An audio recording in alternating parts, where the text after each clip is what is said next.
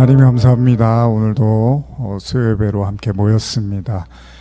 말씀 듣고 또 예배 드리며 나갈 때 하나님 임재하여 주시고 살아계신 하나님 보게 하시고 만나게 하시고 또 하나님 안에서 받아야 될 위로와 은혜들 충분하고 넉넉하고 풍성하게 누리는 시간 되게 하여 주시옵소서. 감사드립니다. 예수님의 이름으로 기도합니다. 아멘. 자, 오늘 요한계시록 저희가 엄밀히 말하면 이제 31번째 시간이고 올해부터 시작한 요한계시록은 17번째 시간입니다. 그래서 요한계시록 8장 6절에서 13절까지 우리 한번 오늘 나눌 텐데, 먼저 8장 6절에서 7절까지의 말씀을 같이 한번 읽어보겠습니다. 요한계시록 8장 6절에서 7절입니다.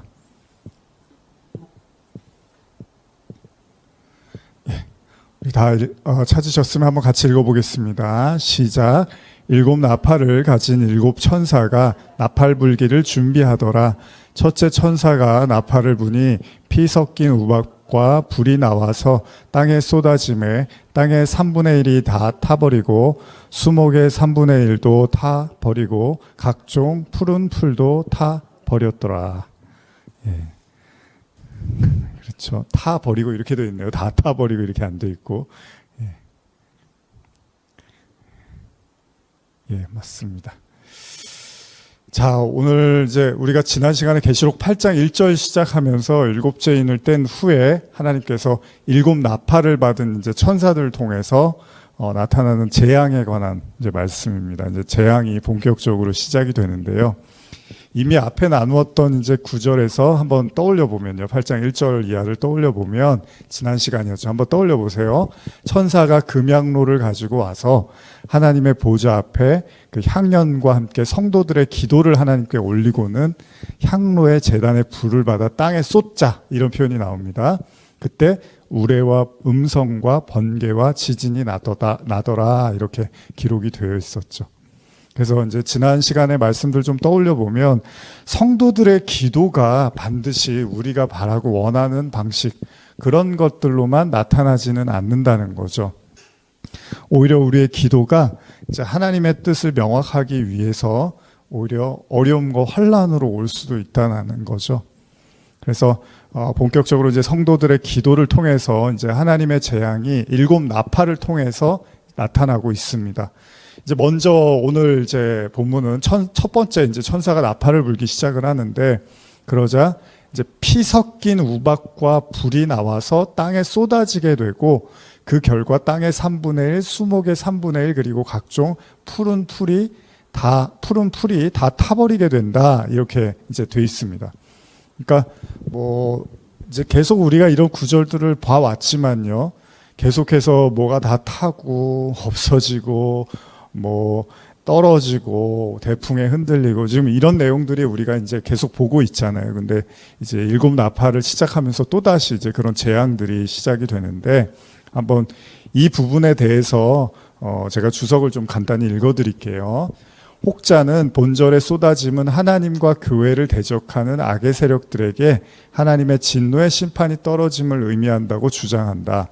또 다른 의견입니다. 혹자는 역사성을 부인하고 영적인 재앙으로 해석한다. 또 다른 의견은요, 혹자는 이것이 애굽에게 내린 10가지 재앙 중 7번째 재앙과 마찬가지로 자연계에 대한 재난을 묘사한 것이라고 주장한다. 이제 이런 내용이 나옵니다. 지금 여러분들이 읽으신 이 첫 번째 천사가 나팔을 불고 나타나는 이런 모든 상황들이요, 결국은 뭐 수목이 타고 푸른 풀이 타고 땅의 3분의 1이 타고, 자, 이거를 아까도 제가 말씀드렸지만 어떻게 이해하고 해석할 것인가, 이게 정말로 그냥 하나님께서 나중에 일어날 일들로 이해해야 될 것인가, 아니면 영적으로 우리가 해석을 해야 될 것인가, 아니면은 이제 뭐 어떤 자연계에 대한 이제 우리가 알고 있는 그 재난, 뭐 그냥 눈에 보이는 것, 그렇게 이해해야 되는 것인가, 아니면 아까 처음에 말씀드린 것처럼 하나님과 교회를 대적하는 악의 세력들에 대한 하나님의 진노로 봐야 되느냐, 이제 여러 가지 해석들이 있다는 거죠. 그래서 계시록을 사실을 볼 때 좀 어려운 게 그런 부분입니다.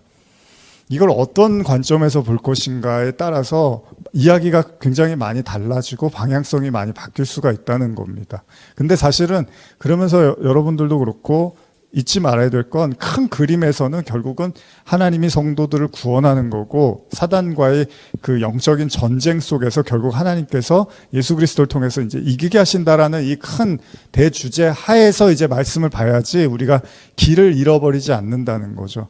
그러니까 여러분들이 나중에 계시록을 나눌 일이 있으실 땐, 그리고 묵상하실 때도 항상 이 사실을 염두에 두고서 말씀을 보셔야 된다는 겁니다. 그래서 다시 한번 제가 말씀드리지만, 이 재난, 이 재앙을, 이 쏟아짐에 대한 것을 이 교회와 악의 세력에 대한 하나님의 진노, 그 교회를 핍박하는 세력들에 대한 하나님의 진노로 볼 것인가, 아니면 그냥 눈에 보이는 어떤 자연계의 현상으로 볼 것이냐, 아니면 영적으로 볼 것이냐, 이제 이런 관점들에서 여러분들이 이제 여러분들이 어떤 관점을 가질 것인가에 대한 고민들을 해볼 필요가 있다는 거죠. 근데 가만히 보시면요, 이 첫 번째 나팔의 재앙을 비롯해서 이제 나머지 8장에서 기록되고 있는 재앙들을 이렇게 보면요, 그냥 재앙처럼 보이는데 사실 이미 주석에서도 기록된 것처럼요, 이 출애굽기에 내린 10가지 재앙하고 굉장히 유사합니다. 그래서 출애굽기를 보시면 이런 내용들이 이미 등장을 하고 있어요. 그래서 출애굽기 9장 23절에서 25절을 보시면 한번 찾아보실까요? 같이 출애굽기 9장 23절에서 25절입니다.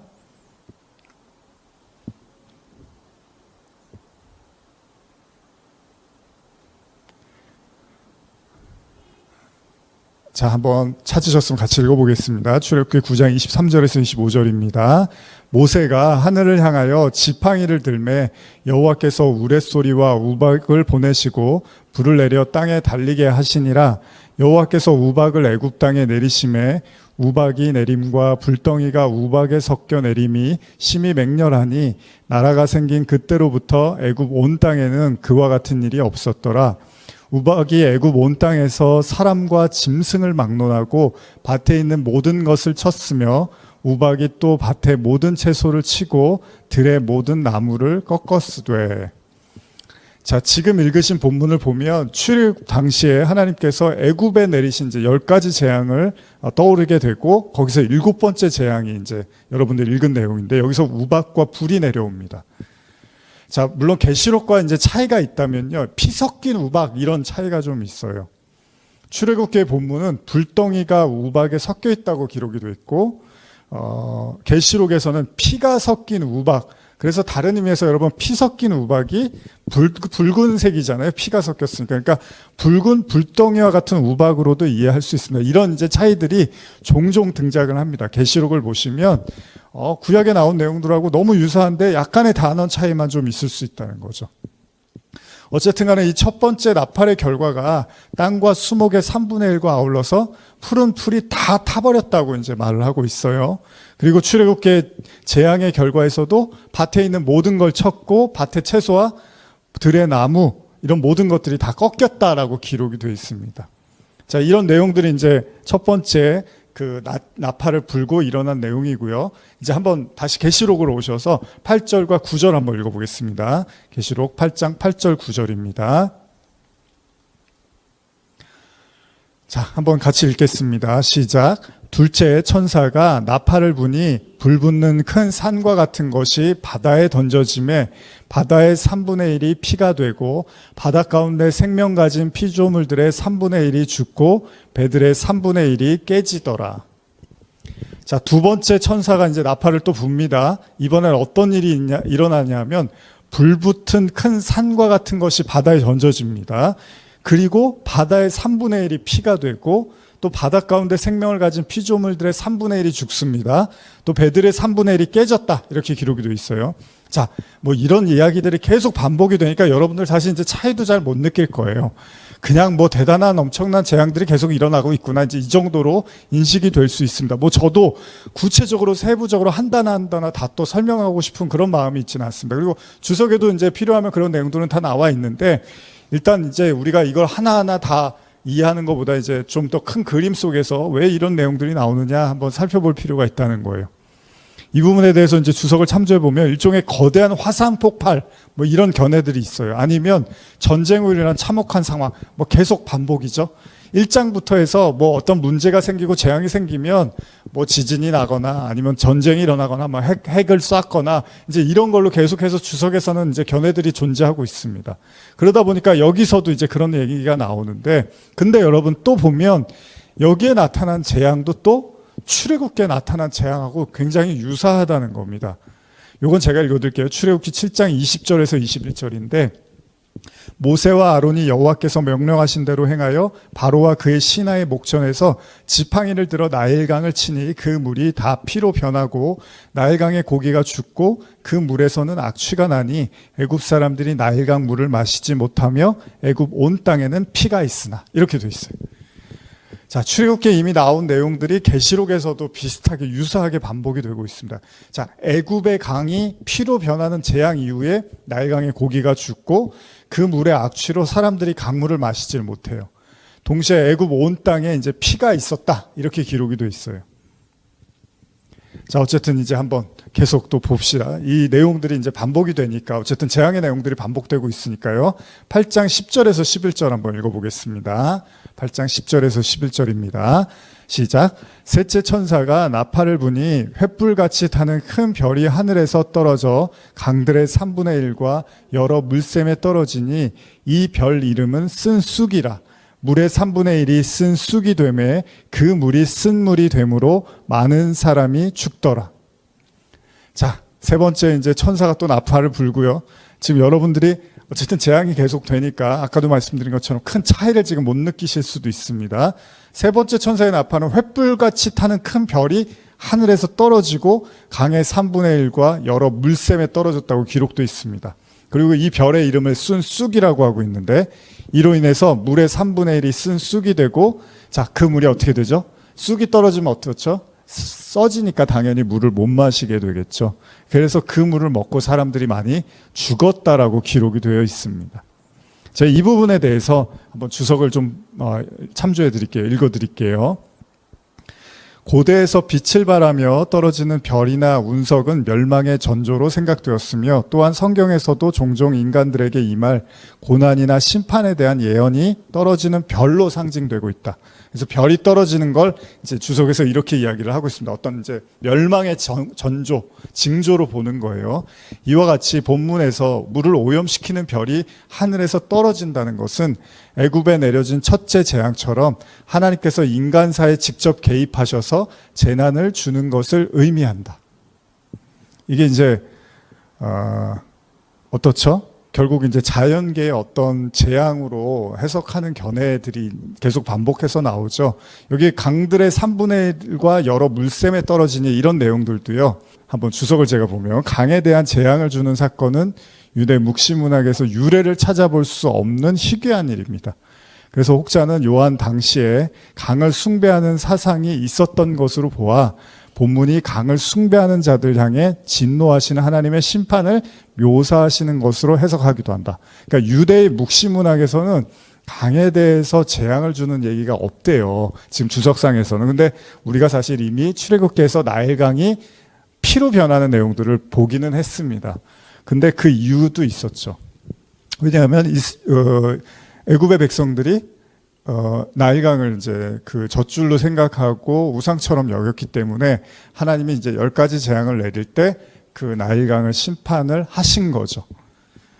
자, 주석에서도 언급된 것처럼 이 쓴 쑥, 이제 오늘 그 읽으신 계시록의 내용 중에 쓴 쑥이라고 일컫는 이 별과 관련된 재앙을 우리는 애굽의 재앙인 첫 번째 재앙인 이 나일강의 피의 재앙하고 이제 연결해서 생각을 해보려고 하는데, 그것은 이미 두 번째 나팔에서도 언급된 이 불붙는 큰 산으로 인해서 바다가 피로 변하는 재앙과 어느 정도 유사합니다.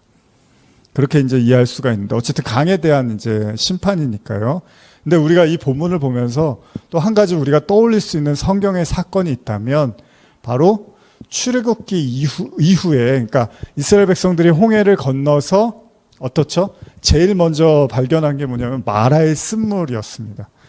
이스라엘 백성들이 홍해를 건너고 너무나 행복하고 좋았는데, 그리고 나서 조금 더 가는데 물이 없어서 너무 괴로워요. 그래서 사흘길을 걸어갔는데 물을 만났어요. 근데 그 물을 이제 먹자마자 사람들이 너무 써서 다 뱉어버리는 거죠. 이때 이제 굉장히 하나님을 원망을 하게 되는데, 이 사건은 분명히 이제 계시록 사건과는 좀 반대입니다. 예를 들면요, 마라의 쓴물 사건은 어떻죠? 출애굽기 15장 23절 이하 보시면 마라에 이르렀더니 그곳 물이 써서 마시지 못하겠으므로 그 이름을 마라라 하였더라. 그래서 백성들이 이제 원망하고 막 이제 부르짖죠. 그래서 24절 백성이 모세에게 원망하여 이르되 우리가 무엇을 마실까 하매 모세가 여호와께 부르짖었더니 여호와께서 그에게 한 나무를 가리키시니 그가 물에 던지니 물이 달게 되었더라. 거기서 여호와께서 그들을 위하여 법도와 율례를 정하시고 그들을 시험하실세. 이렇게 기록되어 있죠. 성경은요, 이스라엘 백성이 홍해를 건넌 후에 이제 수르 광야에 들어서게 되고 살 길을 걸었으나 물이 없어서 이제 고통을 받습니다. 그리고 거기서 도착한 마라라는 곳에서 물을 마시는데 너무 써서 못 마시는 거예요. 이제 인내심의 한계가 온 겁니다. 화가 났습니다. 결국 이제 모세에게도 원망을 하고 모세는 하나님께 기도를 하잖아요. 근데 그때 하나님이 이제 한 나무를 가리키고 그 나무를 물에다가 던지라고 하죠. 그리고 나서 어떻게 되죠? 물이 달게 됩니다. 그러니까 계시록의 본문은 뭐냐면 강이 하나님의 심판으로 인해서 써졌는데, 그러니까 쓴물이 달아지는 게 아니라 마실 수 있는 물이 마실 수 없게 됐잖아요. 그러니까 재앙이고 심판인 거잖아요. 근데 마라의 쓴물은 반대였죠. 쓴물이었는데 그 나뭇가지를 던지니까 단물로 되는 거죠. 그러니까 이 내용들이 이제 어쨌든 비슷한 내용이긴 해요. 물에 대한. 근데 이제 계속 말씀을 보면 출애굽기 15장 26절 보면 이르시되 너희가 너희 하나님 나 여호와의 말을 들어 순종하고 내가 보기에 의를 행하며 내 계명에 귀를 기울이며 내 모든 규례를 지키면 내가 애굽 사람에게 내린 모든 질병 중 하나라도 너희에게 내리지 아니하리니 나는 너희를 치료하는 여호와임이라. 이렇게 말씀을 하세요. 그러면서 27절에 그들이 엘림에 이르니 거기에 물샘 12과 종려나무 70그루가 있는지라. 거기서 그들이 그 물 곁에 장막을 치니라. 무슨 말씀입니까? 이스라엘 백성들이 홍해를 건너고 하나님의 도움을 말미암아 이제 광야에서 빠져나왔어요. 그러면서 하나님께 영광을 돌리고 찬송을 했어요. 그러면 하나님도 기쁘고 이스라엘 백성도 기쁩니다. 근데 그 다음에 하나님의 선택은 뭐죠? 물을 주지를 않아요. 물을 허락하지 않아요. 한번 잘 생각해 보세요. 그래서 이스라엘 백성들이 물을 막 찾아 헤맵니다. 아니, 여기서 우리가 노예의 삶을 살았는데 하나님의 도움으로 말미암아 홍해를 건너서 빠져나왔다면 이제 우리의 삶은 탄탄대로라고 생각을 했을 거예요. 근데 정말로 생각지도 못하게 그 순간부터 하나님이 물 한 번을 마음껏 먹지 못하는 그런 상황에 처하게 내버려 두십니다. 그래서 어렵게 찾아가서 마신 게 또 쓴물이에요. 그래서 원망을 당연히 해야죠. 모세를 원망하고 모세는 하나님께 기도를 합니다. 하나님의 해결책을 제시해 주셨잖아요. 그런데 그렇게 해결책을 제시해 주고 물을 달게 해서 마시게 하신 다음에 하나님이 뭐라고 말씀하시냐면 니네들이 내 말을 듣고 순종을 하면, 내 말에 귀를 기울이고 순종을 하면 내가 너희에게 내리는 모든 질병을 하나도 너희에게 내리지 않겠대요. 그러면서 나는 너희를 치료하는 여호와라고 말씀을 하십니다.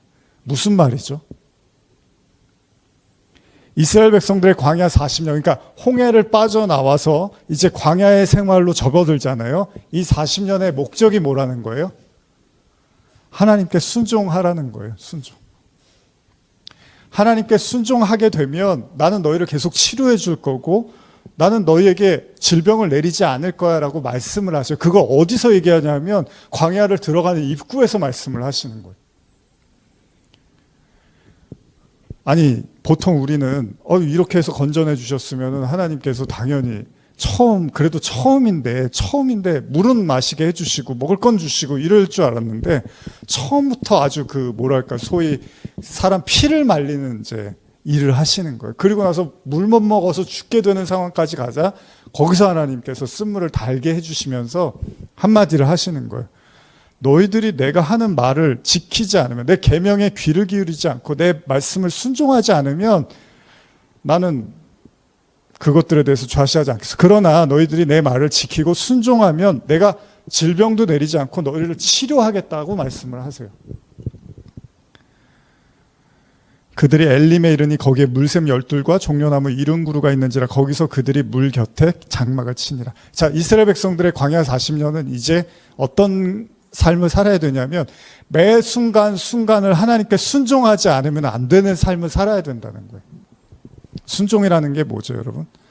가라는 데 가고 멈추라면 멈추고, 우리 계속 나누죠. 뒤로 가라면 뒤로 가고 앞으로 가라면 앞으로 가고 서 있으라면 서 있고, 이제 이 삶을 40년 동안 하나님이 지속적으로 운행하실 거고 관여하시겠다는 얘기입니다.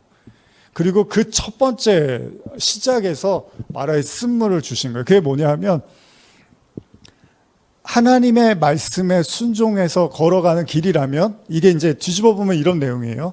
자, 너희가 원래는 마실 수 없는 쓴물 같은 그런 환경에 너희가 놓일지라도 너희들이 내 말에 순종하고 귀를 기울이면 나는 언제든지 그 쓴물을 단물로 바꿀 수 있는 치료하는 여호와라는 말씀을 주시는 거죠. 그러니까 똑같은 거예요, 여러분. 저나 여러분이나 우리가 어떤 환경이나 상황 가지고서 원망할 때가 많고 뜻대로 되지 않아서 괴로워할 때가 많잖아요. 근데 지금 이 말씀 뭐냐면 그 상황에서 언제든지 우리가 하나님께 무릎 꿇고 순종하고 그것들을 받아들이려고 하면 하나님은 그 쓴물과 같은 상황들도 순식간에 단물로 바꿔주시겠다는 거예요. 그러니까 우리가 신앙생활할 때 우리가 절대 놓치지 말아야 될 게 나와 하나님, 그리고 여러분과 하나님과의 관계에서의 가장 중요한 건 하나님의 말씀이고 그 말씀에 대한 이제 순종이라는 거죠. 엘림이라는 뜻은요, 상수리 나무로서 물샘 12과 종려나무 70그루가 있는 일종의 오아시스 같은 곳입니다. 그러니까 주님께서는요, 마라의 쓴물 사건을 통해서 이스라엘 백성에게 주님의 말씀에 귀를 기울이라는 거고, 그리고 그 말씀을 따르고 지키면 애굽에 내린 모든 재앙을 내리지 않겠다고 말씀하시고 쓴물이 단물이 된 것처럼 그 백성을 치료하겠다는 거예요. 무슨 말입니까? 결국은 순종의 문제라는 거예요. 그러니까 우리가 지난 시간에도 나눴지만요, 바로가 왜 10가지 재앙을 다 겪어야 됐고 마지막에 그 정말 사랑하는 아들까지 잃어버렸잖아요. 장자의 죽음으로 말미암아. 그런데도 불구하고 바로가 끝까지 추격해가는 그 이스라엘 백성들, 홍해를 건너는 이스라엘 백성을 추격해서 결국 수장하게 됩니다. 죽게 돼요. 파멸에 이르러요. 그 이유는 뭐죠? 순종을 못했어요. 바로는 결국 하나님의 말씀 앞에서 결단을 내리지 못했고 받아들일 수가 없었습니다. 그리고 결국은 그 재앙들을 계속해서 통과하게 됐다는 거예요. 물론 계시록의 셋째 나물 이 쓴쑥이라는 별로 인해서 강들의 3분의 1과 물샘들 가운데 떨어져서 물의 3분의 1, 즉 쓴쑥, 즉 쓴물이 됐다는 얘기잖아요. 그렇다면 이건요, 출애굽기 말씀과 연결해서 생각해 보면요, 다 마찬가지입니다. 그러니까 계시록도 우리가 쉽게 호락호락하게 볼 게 아니라, 그러니까 사람들이 다른 말씀들은 뭔가 나하고 생활하고 삶에서 굉장히 밀접한 관련이 있는 것 같고 계시록은 뭔가 먼 발치에 있는 말씀처럼 오해들을 하잖아요. 절대 그렇지 않습니다. 그냥 다 마찬가지입니다. 성경은 우리가 하나님의 말씀에 귀 기울이고 청종하지 못하면 그때부터 우리에게 환난과 재앙은 계속해서 우리는 거기 노출될 수밖에 없는 거라는 거죠. 그리고 그거를 극대화시키고 명확하게 설명해 주고 있는 게 계시록이라는 거예요. 다시 말하면 하나님의 말씀에 귀 기울이지 않음으로써 일어나는 그 쓴물, 그 재앙들, 그런 사람들에게는 그 치료의 광경, 하나님이 치료하고 회복시키는 걸 보여주는 게 아니라 반대로 계속해서 고난과 고통과 어려움 속에서 그 쓴 쑥으로 인한, 쓰다라는 게 뭡니까? 정말 그 아주 힘든 인생살이를 이야기하는 거잖아요. 그런 재앙들을 떠올리게 한단 말이죠. 단순히 하나님의 말씀 무시했으니까 재앙을 받는다는 차원을 넘어서서요, 애굽의 10가지 재앙을 떠올린다면 첫 번째 재앙이 나일강이 피로 변한 사건을 통해서 하나님은 나일강의 신처럼 생각했던 애굽 백성의 우상을 무너뜨린 거예요. 잘 들어보세요, 여러분. 10가지 재앙 이미 나눴지만, 자, 10가지 재앙은 사실 바로의 마음의 스펙트럼, 바로 마음속에 있는 우상들을 하나씩 조명해 가는 겁니다. 그리고 그 재앙 중에 이제 나일강이라는 우상이 있었던 거잖아요. 바로 애굽의 백성도 마찬가지고. 그런데 하나님이 어떻게 해요? 우리가 이미 출애굽기에서 나눴죠. 하나씩 무력화시키는 거예요. 하나씩. 여러분, 예수님이 십자가에서 이렇게 못 박히잖아요. 어떻게 하죠? 아무것도 못하게 이렇게 딱 십자가에 못이 박히죠. 우리가 십자가에 못 박는다는 게 이제 그런 의미도 있는데, 다시 말하면 이제 원래 먹던 물인데 하나님이 말씀에 대한 그 바로가 그 말씀을 깨닫지 못하고 그 말씀을 순종을 못하니까 원래 먹던 물을 못 먹게 해버리기 시작하는 거예요. 피로 변해서 마실 수 없게 하는 겁니다. 여기도 이제 여러 가지 의미가 있지만 오늘은 이렇게 이제 얘기를 하겠습니다. 출애굽기 12장 12절 보시면요. 내가 그 밤에 애굽 땅에 두루 다니며 사람이나 짐승을 막론하고 애굽 땅에 있는 모든 처음 난 것을 다 치고 애굽에 있는 모든 신을 내가 심판하리라. 자, 이게 출애굽기의 그 재앙의 핵심입니다. 하나님의 심판의 핵심. 뭡니까? 하나님이 애굽을 심판하신 이유는 물론 이스라엘 백성을 놔주지 않았기 때문이죠. 그런데 엄밀히 더 깊이 보면 이스라엘 백성을 내주지 않을 만큼의 배짱과 불순종을 그들이 행했던 이유는 그들이 믿는 구석이 있었다는 거예요.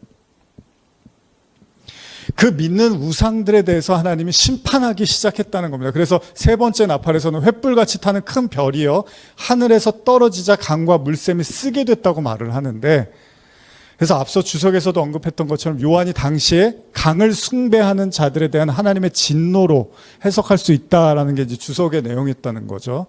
다시 말하면 물샘이 뭐죠, 여러분? 물. 그러니까 진리의 근원은 오로지 여호와 하나님 한 분인데 그 근원에 대한, 물샘은 그런 의미가 있단 말이에요. 근데 그 근원을 버리고 다른 것들을 신뢰하는 자들은 결국 하나님의 심판을 피할 수가 없다는 거예요. 예를 들면 예레미야 2장 13절 보시면요. 내 백성이 두 가지 악을 행하였나니 곧 그들이 생수의 근원이 되는 나를 버린 것과 스스로 웅덩이를 판 것인데 그것은 그 물을 가두지 못할 터진 웅덩이들이니라. 그리고 예레미야 17장 13절 보시면요. 이스라엘의 소망이신 여호와여, 무릇 주를 버리는 자는 다 수치를 당할 것이라. 무릇 여호와를 떠나는 자는 흙에 기록되어오리니 이는 생수의 근원이신 여호와를 버림이니라. 자, 한번 생각해 보세요. 이거는요, 이 땅을 살아가는 성도들을 포함해서, 자, 모든 하나님을 알지 못하는 사람들 향해서도 동일하게 말씀을 하시는데, 이 땅의 모든 근원 있잖아요. 그러니까 생명을 비롯해서 우리가 존재하고 이렇게 숨을 쉬고 날숨 들숨으로 해서 숨을 쉬고 살아가는 모든 거 있잖아요. 뭐 저도 여러분한테 건강에 대한 이야기를 하고 뭐 아까 그런 나누기는 하지만 저도 그렇게 생각해요. 사람이 죽고 사는 건 다 하나님의 손에 달렸고 제가 걱정하고 염려한다고 더 오래 살거나 뭐 더 빨리 뭐 문제가 생겨 죽거나 그러진 않는다고 생각해요. 결국 생사화복은 하나님께 달린 문제예요. 그냥 그 안에서 우리가 이제 기도 제목을 나누라고 하니까 나누고 서로 아프고 그러면 서로 뭐 연약한 걸 나눠놓고서 또 연약한 걸 안 나누는 것도 웃기잖아요. 성도들끼리 서로 기도 제목 뭐예요? 뭐 제가 맨날 물으면서 또 저는 실상 아무렇지도 않은 척 하는 것도 그것도 위선 아닙니까? 그러니까 저도 그냥 제 약한 걸 나누는 것 뿐이지만 중요한 건 뭡니까? 우리는 사실 그 하나님의 모든 통치와 주권을 인정하고 믿고 있잖아요. 물론 흔들리기도 하지만 가끔. 근데 성경이 말하고 있는 건 그런 거예요. 이 땅의 모든 근원, 원천은 우리가 존재할 수 있고 존재하는 이유이고 존재할 수 있게 가능케 하시는 이 모든 게 다 하나님 외에는 다른 어떤 것이 없다는 거잖아요. 그런데 문제는 뭐냐? 이제 이거를 믿지 않고 부정하는 자들에게는, 그리고 그런 것들을 부정했음에도 아무 느낌도 없고 감각도 갖지 못했던 사람들에게 하나님은 그냥 침묵으로 끝내지는 않는다는 겁니다. 우리는 사실 자격이 없습니다. 어떤 그 하나님의 사랑을 받을 자격도 없는 사람이 맞아요. 근데 제가 이제 그런 생각을 들어요. 그런데 문제는 뭐냐? 뭐 그렇게 그 사람이 알든 모르든 최선을 다해서 섬겼어요. 근데 당사자가 마지막 순간까지 내가 잘나서 쟤가 나한테 오는 거 아니야? 내가 잘해서 그런 거야? 이렇게 생각해버리면 어떡하지? 어제 그런 생각이 처음 들더라고요. 제가 누군가에게 그 사람 굉장히 부족함이 많고 사실 바꿔야 되고 해야 될 얘기가 너무 많은데 제가 그냥 다 그걸 그냥 하나님의 은혜와 사랑으로 그냥 이렇게 대해주는 건데 그 당사자가 마지막 순간까지 나는 아무 잘못 없고 나는 그럴 대접만할 만한 자격이 있으니까 네가 나한테 그렇게 한 거 아니야라고 생각하면 어떡하지? 그런 생각을 하게 됐어요. 그때 기도하는데 제가 설거지하면서 그런 생각을 하면서 기도하는데 하나님이 영환아 그건 내가 할게. 넌 그냥 은혜 베풀어. 그러시더라고요. 그래서 그래요. 그렇죠. 그게 맞는 거죠. 그런 생각을 했어요. 제가 이 말씀 왜 드리냐면 계시록을 보면 계속 재앙, 심판, 죽음, 멸망, 지옥, 뭐 무적행 이런 얘기들로 가득 도배가 돼 있습니다. 그래서 아마 여러분들도 오늘 같은 경우는 이제 좀 지금 정도 되면 이제 감이 좀 떨어지실 수도 있어요. 다 같은 얘기 계속 나오니까. 근데 한 가지 이제 명확한 건, 계시록은 무슨 책이죠? 심판의 책이잖아요. 그 얘기는 뭐냐면 하나님이 대우를 해주긴 해줘요. 우리에게 잘해주고 기다리시고, 또 우리는 서운할 수도 있지만 하나님이 원래 심판해야 되는데 심판 안 하시는 것도 있을 수가 있을 거예요. 뭐 저도 마찬가지고.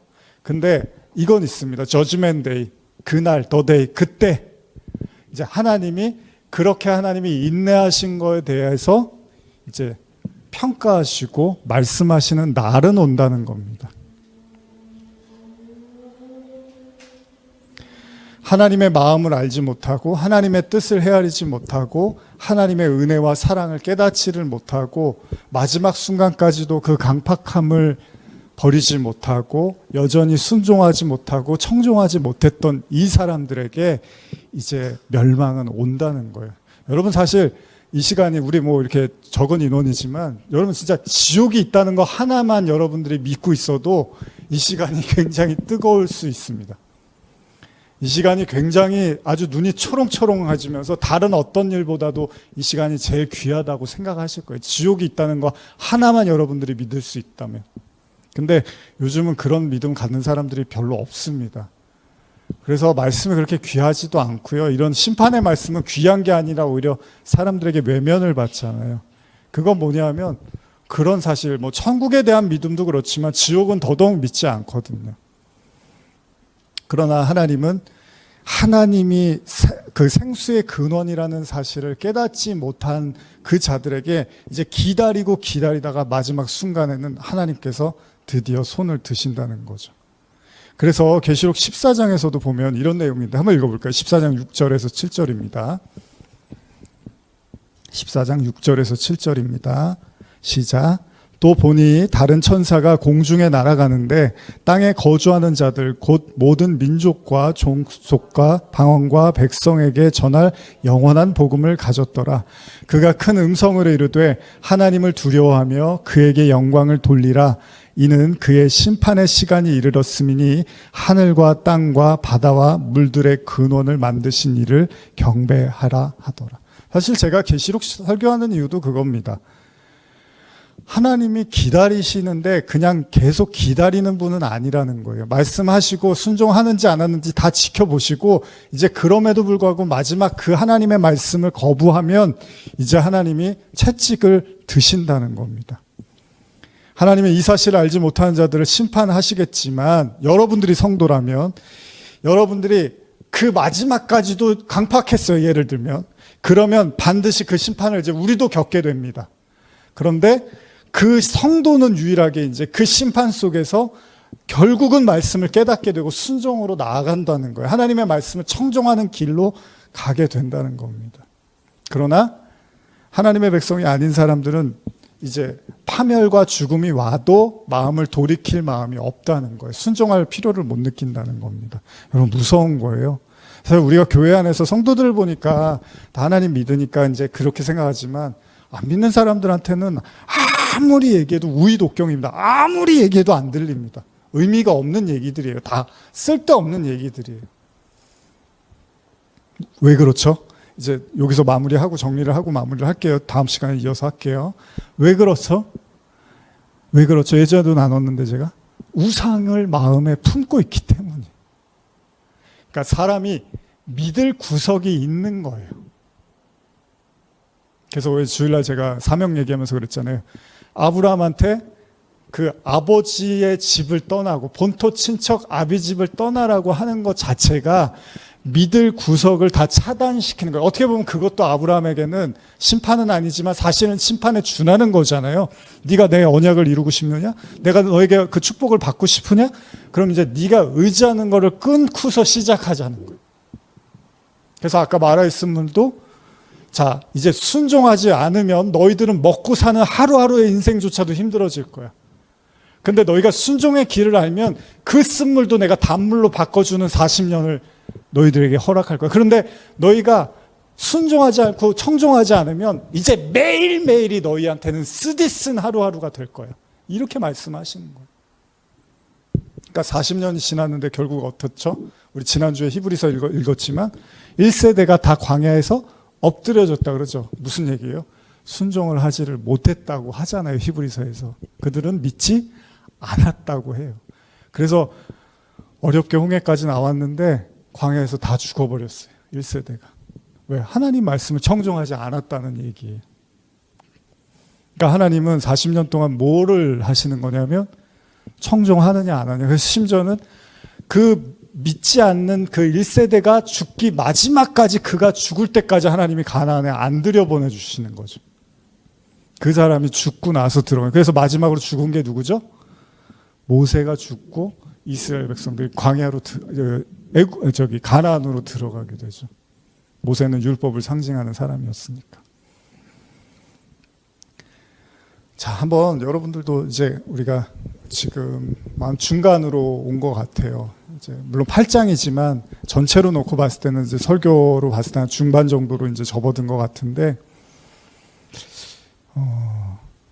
결국 이제 한번 우리도 생각해 봅시다. 오늘 이제 우리가 기도하면서 또 더 진지하게 말씀을 한번 보려고 했는데, 저도 그렇고 여러분도 그렇고, 우리가 거절하고 거부할 때는 그만큼 우리가 다른 거를 믿고 있다는 거예요. 하나님 말씀. 그러니까 우리는 그렇게 안 느껴지죠. 저 자신도 그렇고, 저 믿는 게 없는데요. 저는 쥐고 있는 게 없는데요. 근데 하나님은 지금 그런 거예요. 바로가 마치 하나님을 저항하기 위해서 10가지 재앙을 유발시키는 그 우상을 믿었던 것처럼 우리도 뭔가를 믿고 있다는 거예요. 그래서 제가 아까 계시록 처음 말씀드리면서 이걸 내면의 전쟁으로 봐야 될 것인지 외부의 전쟁으로 봐야 될지를 계속 생각해야 된다는 거예요. 그래서 제가 오늘은 요한계시록 12장을 이제 설교 준비를 하다가 온 건데, 여기서도 보면은 이게 내적인 것으로 봐야 되냐 외부적인 것으로 봐야 되냐에 따라서 이야기가 굉장히 많이 달라지고 있습니다. 근데 제가 보기엔 내면적인 게 맞아요. 왜? 현재성을 띄고 봤을 때는 우리의 내면에서 일어나고 있는 전쟁으로 보는 게 우리에게 훨씬 더 도움이 되는 게 맞아요. 그러면 여러분들도 한번 보세요. 이 일곱 번째 천사가 이제 나팔을 불고 지금 세 번째 나팔이 불려지면서 이런 재앙들이 오는데, 결국은 그 쓴쑥으로 인해서 강물이 쓰게 되고 뭐 모든 게 다 이제 허물어지고 똑같은 내용인데, 결국 이것은 하나님이 자연을 망가뜨리는 게 목적은 아니잖아요. 지금 이 재앙을 하나님이 나무를 태우고 뭐 풀을 태우고 산을 깎고 이게 하나님의 목적이 아니잖아요. 그걸 뭐하러 하세요, 하나님이? 결국 인간의 그 마음의 강팍함에 대한 심판이란 말이죠. 그러면 한번 우리 자신도 한번 생각해 보는 거예요. 여러분들, 저는 만약에 이 계시록의 한복판에 있다면 우린 도대체 뭘 믿고 있는 건가? 하나님보다. 나는 믿는 게 없는데요? 아니에요. 그게 아니래요, 성경은. 분명 우리도 무언가를 의지하고 있대요. 제가 이제 우스개로 그런 얘기 했거든요. 그 점 보는 사람들 있잖아요. 무당집 가고. 근데 그 사람들이, 교회 다니는 사람들 뭐 신이 어딨어? 귀신이 어딨어? 이런 사람 많잖아요. 근데 본인들이 왜 돈 들여서 무당집 가갖고 굿하고 점 보는지 모르겠어요. 신이 없다며요. 귀신 이런 거 뭐 다 이게 무식한 거고 과학적이지 않은 거라며. 근데 정작 당사자들은 무당집 가갖고 굿하고 있어요. 돈 엄청 줘가면서. 그럼 신이 있다는 얘기예요? 없다는 얘기예요? 그 사람도 교회 안 다니잖아요. 교회 안 다니니까 하나님 없다고 생각하니까 교회 안 다니는 거잖아요. 근데 또 무당집 가서는 또 귀신이 있고 뭐 이렇게 믿는 거잖아요. 그러니까 뭘 믿는 게 있다는 거예요, 사람들이 다. 자기 나름대로. 물론 가장 중요한 건 뭐죠? 우리 자신에 대한 믿음이겠죠, 사실. 그래서 이제 우상을 이야기할 때 이사야는 항상 자기를 위해서 만든 신이라는 말을 굉장히 많이 합니다. 여러분, 항상 제가 말씀드리지만 요한계시록은 7 교회에 대한 회개로 시작합니다. 7 인, 7 나팔, 7 대접, 7 재앙, 다 이 7은 말씀이거든요. 하나님의 영이라고도 하고요. 근데 결국 이것들이 재앙으로 닥치기도 한다는 거예요. 무슨 말입니까?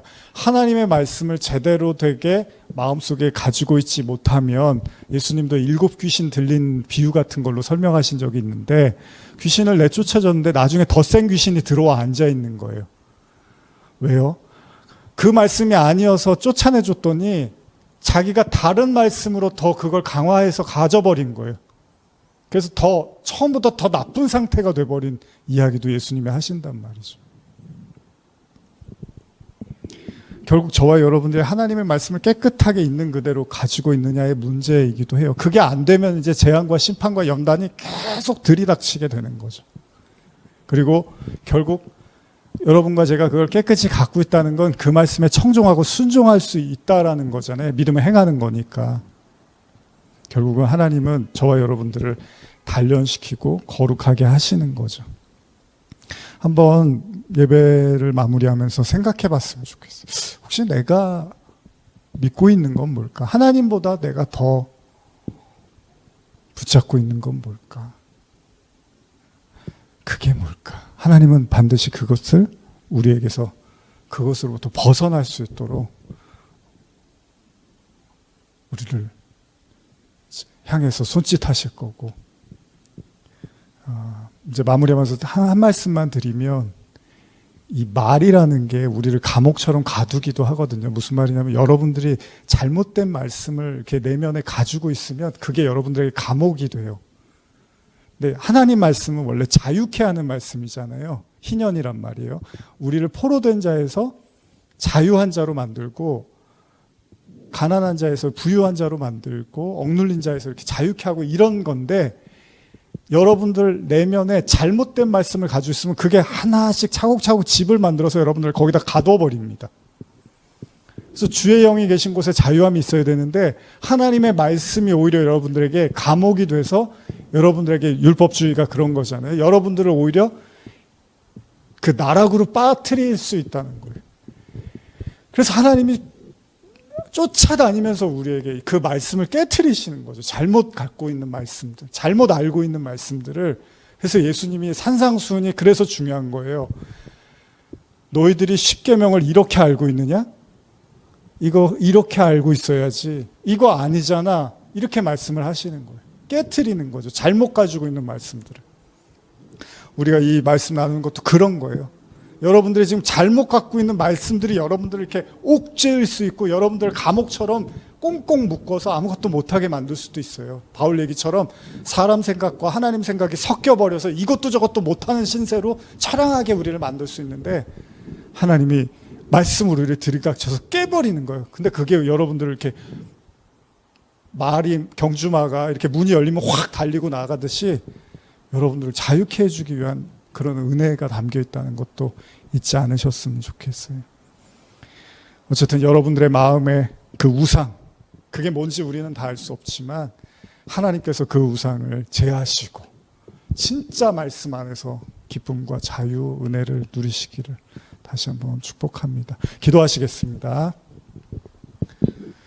하나님 아버지, 또 오늘 수요일 또 하루를 잘 보내시고 이 자리에서 또 말씀 듣습니다.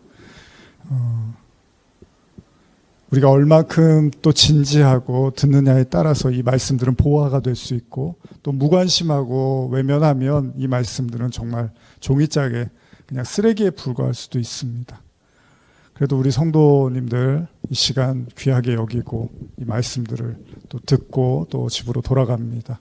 하나님, 간절히 바랍니다. 우리 성도님 한 사람 한 사람 마음속에 주님께서 정말 은혜로 또 따뜻한 성령으로 감화감동시켜 주셔서 모든 옥죄이고 있는 것들로부터 또 풀어지게 하시고, 또 우리도 알게 모르게 노예 삼고 우리를 종 삼고 있는 어둠의 세력들도 예수님의 이름으로 떠나가게 하시고, 오직 하나님의 은혜로 조금씩 은혜와 자유의 빛을 맛볼 수 있도록 주님 인도하여 주시옵소서.